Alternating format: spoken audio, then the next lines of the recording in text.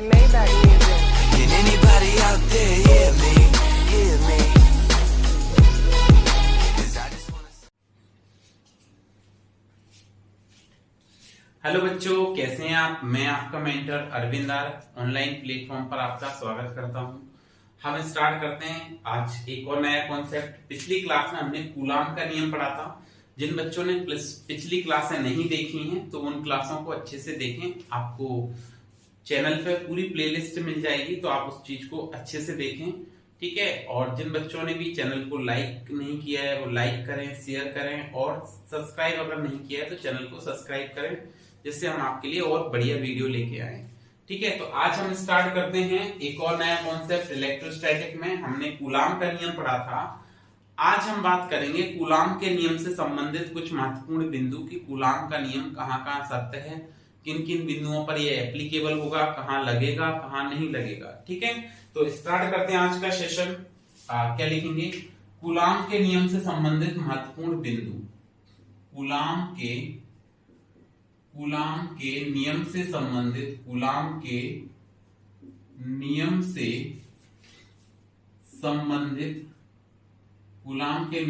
संबंधित महत्वपूर्ण बिंदु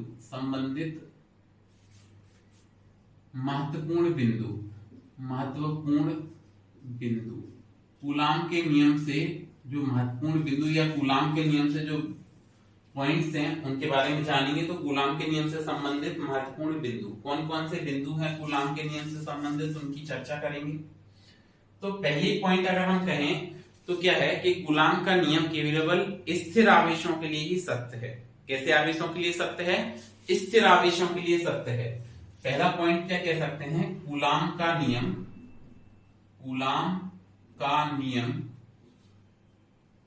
केवल स्थिर आवेशों के लिए ही सत्य है। केवल स्थिर आवेशों के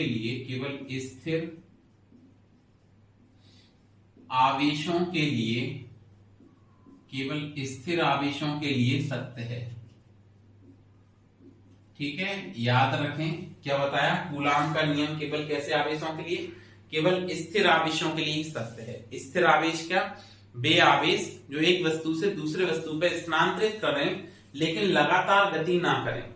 एक वस्तु से आवेश जो है वो दूसरे वस्तु पर स्थानांतरित हो जाए लेकिन उन आवेशों के मध्य वास्तविक किसी भी प्रकार की कोई गति ना हो, ऐसे आवेशों को हम क्या कहते हैं? स्थिर आवेश कहते हैं। तो आपको क्या बताया? कूलाम का नियम जो है, कूलाम का नियम केवल स्थिर आवेशों के लिए सत्य है। सेकंड इंपोर्टेंट पॉइंट क्या है? सेकंड, या आप इसको लिमिटेशन भी, सीमा भी कह सकते हैं कूलाम के नियम की, कि केवल स्थिर आवेशों के लिए सत्य होता है। सेकंड क्या कहेंगे? कूलाम का नियम केवल बिंदु आवेशों के लिए सत्य है। कूलाम का नियम केवल बिंदु आवेशों के लिए सत्य है। पहली बात तो आवेश स्थिर होना चाहिए। स्थिर में भी कैसे होना चाहिए? तो केवल बिंदु आवेश होना चाहिए। कूलाम का नियम केवल बिंदु आवेशों के लिए सत्य है। केवल बिंदु आवेशों के लिए सत्य है। कैसे आवेशों के लिए सत्य है? बिंदु आवेशों के लिए। तो हम कह सकते हैं पहला तो स्थिर आवेशों के लिए सत्य है, दूसरा क्या? बिंदु आवेशों के लिए सत्य है। अब बिंदु आवेश समझें कि बिंदु आवेश होते क्या हैं।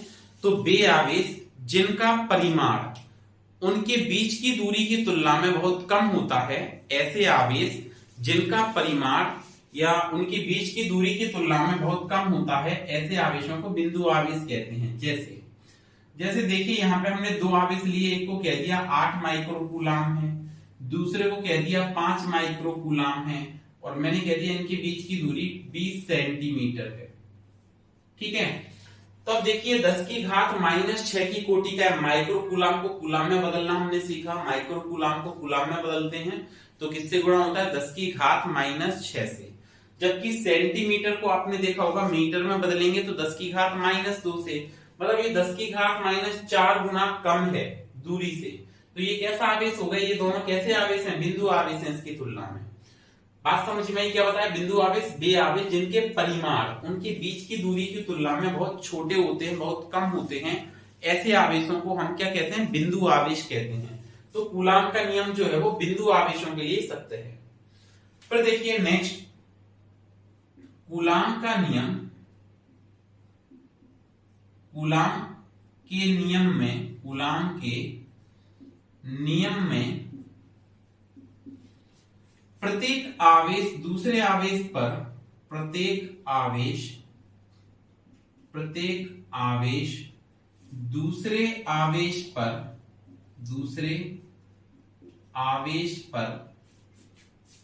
प्रत्येक आवेश दूसरे आवेश पर परिमाण में समान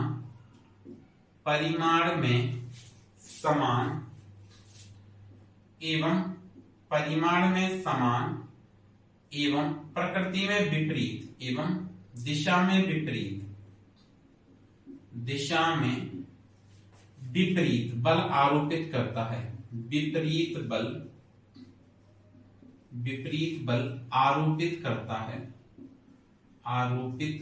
करता है। ठीक है, क्या बताया? कूलाम के नियम में प्रत्येक आवेश दूसरे आवेश पर परिमाण में समान एवं दिशा में विपरीत बल आरोपित करता है। अतः किन्हीं दो आवेशों के मध्य, अतः कूलाम के नियम में,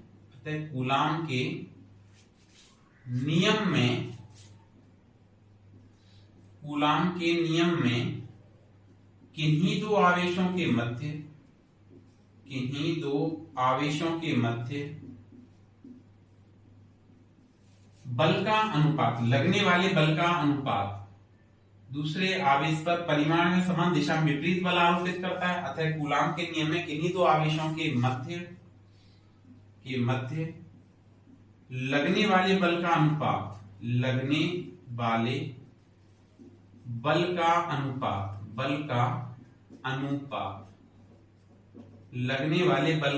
अनुपात 1:1 होता है।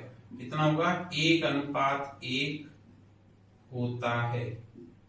ठीक है, क्या बताया? जैसे हमने ये कहा कि आपके पास ये दो आवेश हैं, एक हमने मान लिया Q1 और दूसरा मान लिया Q2, और मैंने कह दिया इन दोनों आवेशों के बीच की दूरी हो गई R। क्लियर है? मैं आपसे कहूं कि ये Q1 Q2 पर कितना बल लगाएगा, तो आप कहोगे पहले द्वारा दूसरे पर लगाया गया बल, Q1 ने Q2 पर बल लगाया। तो पहले ने दूसरे पर जो बल लगाया वो लगाया K Q1 Q2 बटे R², इतना बल लगाया। तो मैं कहूं Q2 द्वारा Q1 पर कितना बल लगाया जाएगा, Q2 द्वारा Q1 पर कितना बल लगाया जाएगा, तो हम कहेंगे कि Q2 द्वारा Q1 पर जो बल लगाया जाएगा F21 वो होगा K Q1 Q2 बटे R²। अब मैं कहूं इन दोनों का अनुपात निकालो। अनुपात कैसे? इस केस में भाग लगाएंगे तो ये कट जाएंगे दोनों, 1:1 आएगा। मतलब एक पहला आवेश दूसरे पर या दूसरा पहले पर जो बल लगाएगा वो परिमाण में तो समान होगा, लेकिन दिशाओं में कैसा होगा? विपरीत। अगर ये दोनों पॉजिटिव है तो इसको इधर धक्का देगा, रिपेल करेगा, प्रतिकर्षित करेगा, और ये इसको इधर धक्का देगा, ये प्रतिकर्षित करेगा, तो दिशा में विपरीत। अगर परिमाण में समान ना हुए, विपरीत हुए, तो ये नेगेटिव मान लो, ये पॉजिटिव, तो ये अपनी तरफ इसको इधर की तरफ खींचेगा, तो ये क्या करेगा? इसको इधर की तरफ खींचेगा, और ये इसको इधर की तरफ खींचेगा, तब भी क्या होगा? दिशा में विपरीत हो जाएंगे। तो क्या बताया? कूलाम के नियम में प्रत्येक आवेश दूसरे आवेश पर परिमाण में समान एवं दिशा में विपरीत बल आरोपित करता है, अर्थात इनके मध्य लगने वाले बल का अनुपात जो है वो 1:1 होता है। कितना होता है बल का अनुपात? 1:1 होता है। ये बात समझ में आ गई। नेक्स्ट पॉइंट हम कहेंगे, नेक्स्ट पॉइंट क्या होगा देखें। अगला पॉइंट अगर हम इसमें देखें तो नेक्स्ट पॉइंट में हम ये कह सकते हैं कि जो कूलाम का नियम है वो बहुत अल्प दूरी के लिए सत्य है। नेक्स्ट पॉइंट अगर हम इसमें देखें कूलाम लॉ में या कूलाम के नियम में, हम देखते हैं अगला पॉइंट या अगला बिंदु क्या होना चाहिए।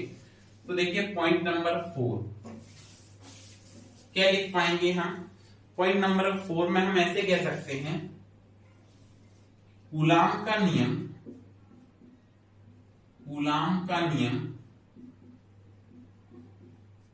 बहुत कम दूरी के कूलाम का नियम बहुत कम दूरी के लिए, बहुत कम दूरी के लिए, बहुत कम दूरी के लिए, वो दूरी है जो लगभग 10⁻⁻14 मीटर।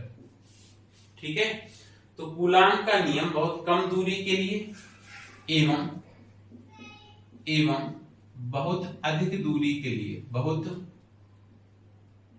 अधिक दूरी के लिए, बहुत अधिक दूरी के लिए, अधिक दूरी कितनी होगी? लगभग 10⁻+15 मीटर, +15 मीटर। तो जो कूलाम का नियम है क्या होता है? कूलाम का नियम बहुत कम दूरी के लिए लगभग 10⁻⁻14 मीटर एवं बहुत अधिक दूरी के लिए लगभग 10⁻+15 मीटर के लिए सत्य है। ठीक है, के लिए सत्य है। लेकिन अगर ये दूरी का मान जो है वो 10⁻⁻14 मीटर से भी कम हो जाए, मैंने कहा दूरी की कोटि जो है वो लगभग 10⁻⁻15 मीटर हो जाए, तो फिर कूलाम में जो बल है वो लगेगा तो कार्य तो करेगा, लेकिन वो क्या होगा? डोमिनेंट नहीं होगा, वो प्रबल नहीं होगा, क्योंकि 10⁻⁻15 मीटर की कोटि पर नाभिकीय बल ज्यादा प्रबल हो जाते हैं। कौन से बल प्रबल हो जाते हैं? नाभिकीय बल। और अगर नाभिकीय बल प्रबल हो जाते हैं तो कूलाम्बिक बल दुर्बल हो जाएंगे। तो इस कारण से 10⁻⁻15 मीटर की कोटि पर कूलाम्बिक बल तो कार्य करेगा, लेकिन प्रबल रूप से कार्य नहीं करेगा। प्रबल रूप से कौन सा बल कार्य करेगा? नाभिकीय बल कार्य करेगा। इस कारण से आपको कहा है कि कूलाम का नियम बहुत कम दूरी के लिए लगभग 10⁻⁻14 मीटर के लिए सत्य है एवं बहुत अधिक दूरी के लिए लगभग 10⁻+15 मीटर के लिए सत्य है। ठीक है, लेकिन अगर दूरी 10⁻14 मीटर से भी घटाएंगे, नीचे ले जाएंगे, तो फिर क्या होगा? प्रबल नाभिकीय बल कार्य करने लग जाएंगे और कूलाम्बिक बल धीरे धीरे दुर्बल होता जाएगा।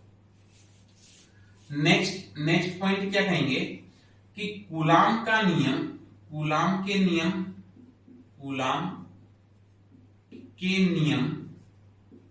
में दो आवेशों के मध्य अंतःक्रिया होती है। कूलाम के नियम में दो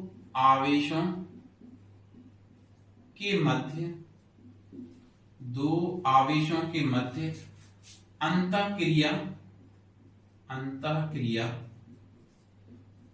कार्य करती है। अंतःक्रिया कार्य करती है। अंतःक्रिया का मतलब अगर आप इंग्लिश में देखेंगे तो हम कह सकते हैं two body interaction. Two body, दो या टू चार्ज इंटरेक्शन लिख ले तो ज्यादा बढ़िया है। Two charge interaction. ठीक है, कूलाम के नियम में दो आवेशों के मध्य अंतःक्रिया कार्य करती है। अतः इन दोनों आवेशों के मध्य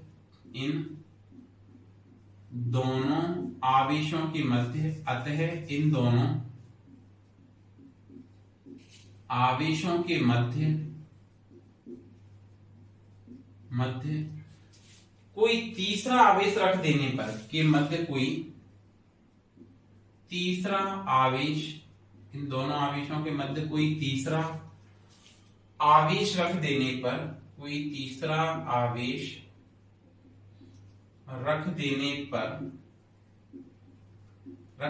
पर दोनों आवेशों के मध्य बल अप्रभावित रहता है। रख देने पर दोनों आवेशों के मध्य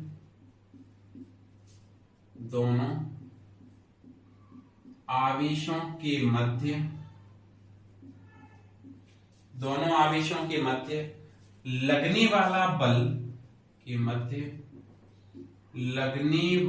बल अप्रभावित रहता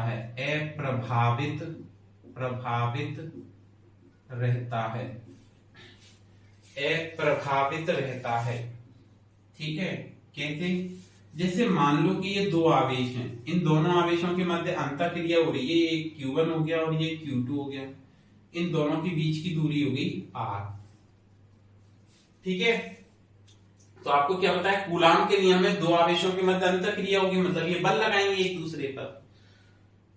अतः इनके बीच में कोई तीसरा आवेश रख दें हम, और मान लो तीसरा आवेश कहीं भी रख सकते हैं, मध्य बिंदु पर रख दें या Q1 के पास रख दें, Q2 के पास रख दें। तो इनके मध्य कोई तीसरा आवेश रख देने पर दोनों आवेशों के मध्य जो बल लगेगा उस पर कोई प्रभाव नहीं पड़ेगा। क्यों? क्योंकि बल तो अभी बीच की दूरी पर कोई प्रभाव नहीं पड़ा, Q1 Q2 पर कोई प्रभाव नहीं पड़ा, तो बल पे भी कोई प्रभाव नहीं पड़ेगा। तीसरा आवेश रख देंगे तो इनके मध्य पहले जितना बल लग रहा था बाद में भी बल उतना ही लगेगा। ठीक है, बल में कोई प्रभाव नहीं आएगा। हाँ, आप ऐसे कह सकते हैं कि अब ये Q1 कैपिटल Q पर भी बल लगाएगा और Q2 पे इस पर बल लगाएगा, लेकिन ये जो आपस में बल लगा रहे थे उसकी मात्रा में या उस पर कोई प्रभाव नहीं पड़ेगा। तो आपको क्या बताया कि कूलाम के नियम में दो आवेशों के मध्य अंतःक्रिया कार्य करती है, अतः इन आवेशों के मध्य अगर हम कोई तीसरा आवेश रख दें तो तीसरा आवेश रख देने पर जो दोनों आवेशों के मध्य लगने वाला बल है वो अप्रभावित रहता है। एक और बात करते हैं हम, नेक्स्ट 6th पॉइंट, कूलाम के नियम में अध्यारोपण का सिद्धांत कार्य करता है। कूलाम के नियम में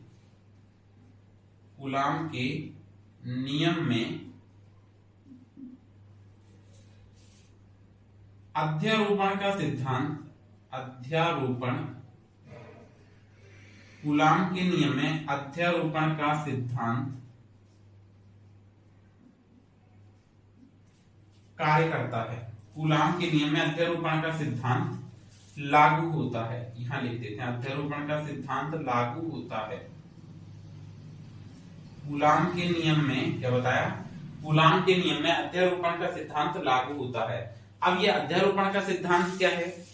अध्यारोपण का सिद्धांत ये कहता है कि किन्हीं दो आवेशों के मध्य लगने वाला बल, किन्हीं दो आवेशों के मध्य लगने वाला बल अध्यारोपण का सिद्धांत क्या कहता है कि आवेशों का एक निकाय है, उसमें किसी एक आवेश पर लगने वाला बल निकाय में उपस्थित सभी आवेशों द्वारा लगाए गए बल के सदिशों के बराबर होता है। फिर से सुने, अध्यारोपण का सिद्धांत बाकी हम डिटेल में आगे पढ़ेंगे इसी चैप्टर में, लेकिन ये अध्यारोपण का सिद्धांत क्या कहता है कि इसके अनुसार आवेशों का एक निकाय है, उसमें किसी एक आवेश पर लगने वाला कुल बल निकाय में उपस्थित प्रत्येक आवेश द्वारा लगाए गए बलों के सदिशों के बराबर होता है। जैसे मैं एग्जांपल से समझाऊं तो हमने यहाँ पे एक स्क्वायर ले लिया, एक वर्ग ले लिया।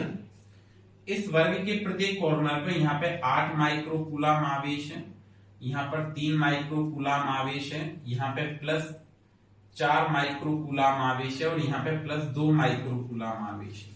अब मैं किसी भी एक आवेश पर कहूं कि 2 माइक्रोकूलम पर बल निकालो तो ये 8 माइक्रोकूलम भी इस पर बल लगाएगा, ये 4 माइक्रोकूलम भी इस पर बल लगाएगा, ये 3 माइक्रोकूलम भी इस पर बल लगाएगा। मतलब इसमें 3 आवेश, एक ये तीनों इस पर बल लगा रहे हैं। तो आपको क्या कहा कि अध्यारोपण का सिद्धांत क्या कहता है कि आवेशों के निकाय में किसी एक आवेश पर लगने वाला कुल बल निकाय में उपस्थित प्रत्येक आवेशों द्वारा लगाए गए बल के सदिशों के बराबर होता है। ये आपका अध्यारोपण का सिद्धांत कहता है। तो ये कुछ पॉइंट्स थे कूलाम के नियम के रिगार्डिंग। अब हमको इसमें कूलाम के नियम का एक तो सदिश रूप पढ़ना है और एक अध्यारोपण का सिद्धांत पढ़ना है। लेकिन उसको पढ़ने से पहले हम इसका कुछ क्वेश्चन सॉल्व करेंगे, कुछ न्यूमेरिकल सॉल्व करेंगे, ठीक है। और ये आपके जो भी न्यूमेरिकल हैं वो एनसीईआरटी बुक के एग्जाम्पल या एनसीईआरटी बुक के जो हमारी किताब है एनसीईआरटी, आज हम एनसीईआरटी के कुछ न्यूमेरिकल सॉल्व करेंगे जिसमें एक्सरसाइज या एग्जाम्पल के न्यूमेरिकल लेते हैं। तो सबसे पहले बात करते हैं हम बेसिक न्यूमेरिकल से। ये एक्सरसाइज का न्यूमेरिकल है 1.1। क्या है? वायु में परस्पर 30 एग्जाम्पल है। पहला क्या है? वायु में एक दूसरे से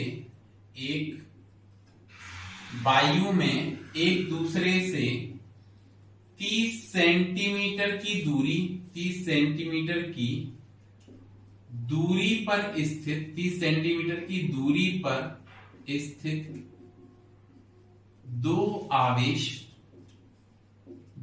स्थित दो आवेश जिनके परिमाण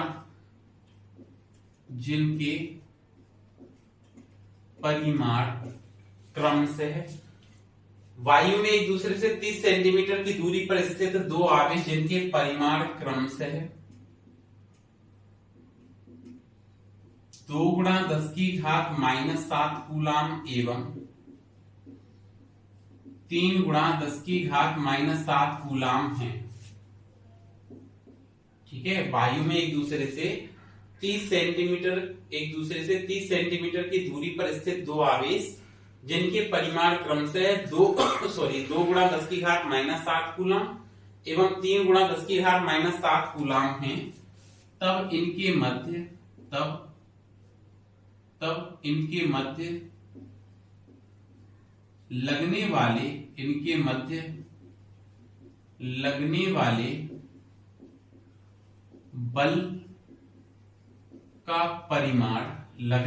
बल का परिमाण ज्ञात कीजिए। लगने वाले बल का परिमाण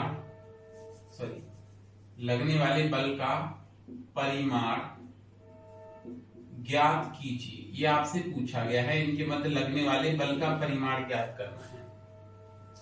तो देखिए बेसिक तरीका, सबसे पहले वही हम सॉल्व करने से पहले लिखेंगे कि आपको गिवन क्या है वो लिख लें आप। Q1 आपको दिया है 2 गुणा 10 की घात -7 कूलम। Q2 दिया है आपको कितना 3 गुणा 10 की घात -7 कूलम। Q1 दिया है और Q2 दिया है। दोनों एक दूसरे से 30 सेंटीमीटर की दूरी पर स्थित हैं, तो इनके बीच की दूरी 30 सेंटीमीटर है। इसको बदलेंगे तो ये 30 गुणा 10 की घात -2 मीटर आ जाएगा। आपको इसमें ज्ञात क्या करना था, बल। तो बल का फॉर्मूला लगा दें यहाँ पे। बल ज्ञात करने के लिए F बराबर वायु में कह रहे हैं पहले से ही, तो वायु में बल होता है 1/4πε0 और इंटू Q1 बटे r²। ये बल का सूत्र होता है वायु या निर्वात में, आपने पढ़ा हुआ है। अब वैल्यू रख लेते हैं, तो 1/4πε0 आपका 9 गुणा 10 की घात 9 हो जाएगा। Q1 का मान देखें तो आपको Q1 दिया है 2 गुणा 10 की घात -7 कूलम और Q2 दिया है 3 गुणा 10 की घात -7 कूलम अपॉन r² है। r का मतलब आप क्या लिखेंगे 30 गुणा 10 की घात -2 और इसको होल स्क्वायर। अब देखिए इसको बनाना बिल्कुल सिंपल है कि देखिए हमने 0 से इसको कैंसिल किया तो 10 की पावर -1 रह गई, तो ये बल आ जाएगा F बराबर 9 इंटू 3 का 2 से गुणा करेंगे तो 6 10 की घात 9 -7 और -7 माइनस का 14 बन जाएगा यहाँ पे। ठीक है, 3 का स्क्वायर करेंगे तो 3 का स्क्वायर 9 हो जाएगा, -1 का स्क्वायर 10 की घात -1 का स्क्वायर 10 की घात -2। ये 9 से ये वाला 9 कैंसिल आउट हो गया, -2 से इसको कैंसिल किया तो 10 की घात -12 और प्लस के 9 से इसको कैंसिल करेंगे तो 10 की घात -3। मतलब दो आवेशों के जो मध्य बल है वो आ जाएगा 6 गुणा 10 की घात -3 न्यूटन। दो आवेशों के मध्य जो बल कार्य करेगा वो कितना कार्य करेगा, तो वो कार्य करेगा 6 गुणा 10 की घात -3 न्यूटन। ये आपका एग्जाम्पल नंबर 1.1 था एक्सरसाइज का एनसीईआरटी। अब हम बात करते हैं एग्जाम्पल नंबर 1.2 की। नोट कर लीजिए आप इसको। देखिए एग्जाम्पल नंबर 1.2 क्या है कि एक आवेशित गोला है, एक आवेशित गोला जिस पर आपको आवेश दिया गया है। ठीक है, तो हम नेक्स्ट एग्जाम्पल की बात करते हैं। इसके अगला एग्जाम्पल इसमें क्या है, एग्जाम्पल वो मतलब एक्सरसाइज का क्वेश्चन नंबर आपके पास है 1.2। देखिए क्या कहता है ये 1.2 नंबर का क्वेश्चन। तो हम कह सकते हैं कि आवेशित गोला, नेक्स्ट क्वेश्चन आपसे क्या कहता है, नेक्स्ट एग्जाम्पल, एक आवेशित गोला, एक आवेशित गोला जिस पर 0.4 माइक्रोकूलम का आवेश है, माइक्रोकूलम का आवेश है। ठीक है, क्या कहा गया है, एक आवेशित गोला जिस पर 0.4 माइक्रोकूलम का आवेश है, वह दूसरे आवेशित गोले पर, वह दूसरे आवेशित गोले पर, वह दूसरे आवेशित गोले पर 0.2 न्यूटन का बल आरोपित करता है। 0.2 न्यूटन का बल आरोपित करता है, आरोपित करता है। ठीक है, वह दूसरे गोले पर 0.2 न्यूटन का बल आरोपित करता है तथा दूसरे गोले का आवेश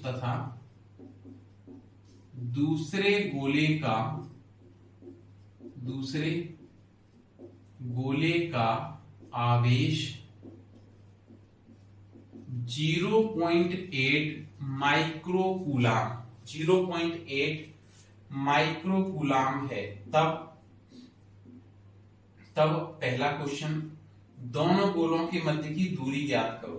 तब दोनों गोलों के बीच की दूरी ज्ञात कीजिए। दोनों गोलों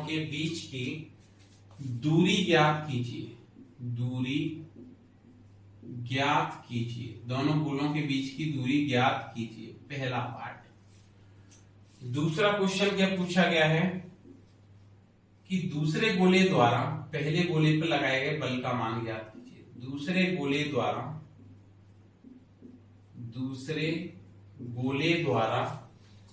पहले गोले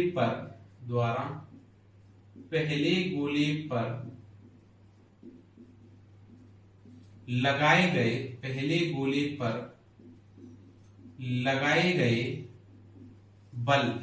लगाए गए बल का मान ज्ञात कीजिए। ठीक है, ये आपसे दो बातें पूछी गई हैं, इनको आपको सॉल्व करना है। तो सॉल्यूशन में देखते हैं हम सबसे पहले Q1, पहला आवेश कितना है 0.4 माइक्रोकूलाम है। इसको बदल देंगे तो 0.4 इंटू 10⁻⁻6 कूलाम पहला आवेश।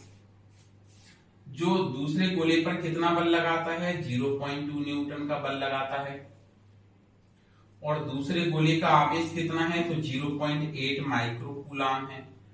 तो आप इसको अगर बदलेंगे तो माइक्रोकूलाम से कूलाम में बदलेंगे तो 10⁻⁻6 कूलाम, क्योंकि आवेश की जो स्टैंडर्ड इकाई है वो एसआई सिस्टम में जो इकाई है वो क्या होती है, कूलाम होती है। ठीक है, अब आप क्या करेंगे, इसमें बल का फॉर्मूला लगाएंगे, क्योंकि सबसे पहले तो दूरी ज्ञात करनी है। तो वायु की बात कर रहे हैं, अगर आपको नहीं भी कहा गया है तो भी हम वायु मानेंगे जब तक आपको माध्यम ना कहा जाए। तो बल का जो फॉर्मूला होता है F बराबर 1/4 pi epsilon Q1 Q2 bye R²।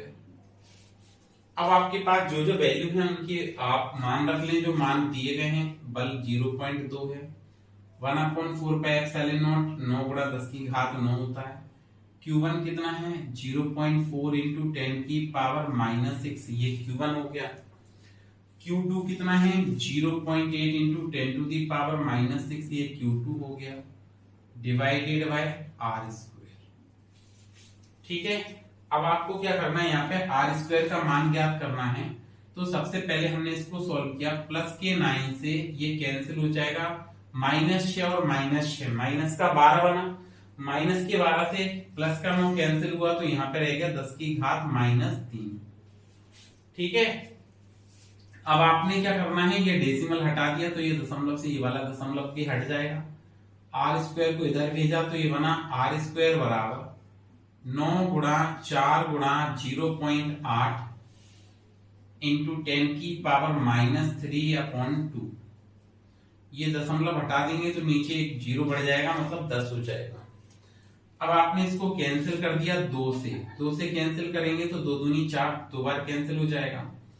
इसको अगर हम आगे लिखेंगे तो यह जाएगा 9, ये दशमलव हटाई था तो 8 दूनी 16, और -3 था, एक और 10 ऊपर ले जाएंगे तो -4 बन जाएगा। ये 10 ऊपर लिखेंगे तो 10⁻−1, मतलब टोटल 10⁻4 आ गया। R बराबर फॉर्मूला बनेगा √9 गुणा 16 गुणा 10⁻4। सोल्व कर दें, 9 का √3 हो जाएगा, 16 का 4 हो जाएगा, -4 का यह जाएगा -2। सोल्व करें तो 4 किया 12, मतलब R का मान आ जाएगा आपका क्या 12 इंटू 10⁻2 मीटर, या -2 हटाएंगे तो 12 सेंटीमीटर। तो इसमें आपसे जो कहा गया था कि जो दोनों आवेश हैं वो कितनी दूरी पर होना चाहिए, तो वो होने चाहिए कितने 12 सेंटीमीटर की दूरी पर होने चाहिए। फिर पूछा था जब उनके मध्य 0.2 न्यूटन बल लगेगा। फिर पूछा था दूसरे गोले द्वारा पहले गोले पर बल। तो ये बताना बिल्कुल सिंपल है। अभी हमने बताया कि दूसरे गोले द्वारा, ऐसे लिख बता देते हैं आपको, दूसरे गोले द्वारा पहले गोले पर जो बल लगाया जाएगा वो कितना होगा, वो भी होगा 0.2 न्यूटन। ऐसा क्यों? क्योंकि कूलाम के नियम में, ऐसा इसलिए कह रहे हैं क्योंकि कूलाम के नियम में प्रत्येक आवेश दूसरे आवेश पर परिमाण में समान बल लगाता है। क्या पढ़ा था कि कूलाम के नियम में प्रत्येक आवेश दूसरे आवेश पर परिमाण में समान बल लगाता है, और अगर समान बल लगाता है तो ये 0.8 माइक्रोकूलाम का गोला है वो 0.4 माइक्रोकूलाम के गोले पर कितना बल लगाएगा, 0.2 न्यूटन बल लगाएगा। इसलिए हम कह सकते हैं कि दूसरे गोले द्वारा पहले गोले पर 0.2 न्यूटन का बल लगाया जाएगा, क्योंकि कूलाम के नियम में प्रत्येक आवेश दूसरे आवेश पर परिमाण में समान बल आरोपित करता है। ठीक है, तो आज के लिए इतना ही, इतना पढ़ के आइएगा। कल फिर से मिलते हैं एक और नए कॉन्सेप्ट के साथ। तब तक पढ़ते रहिए, सुरक्षित रहिए। Thank you.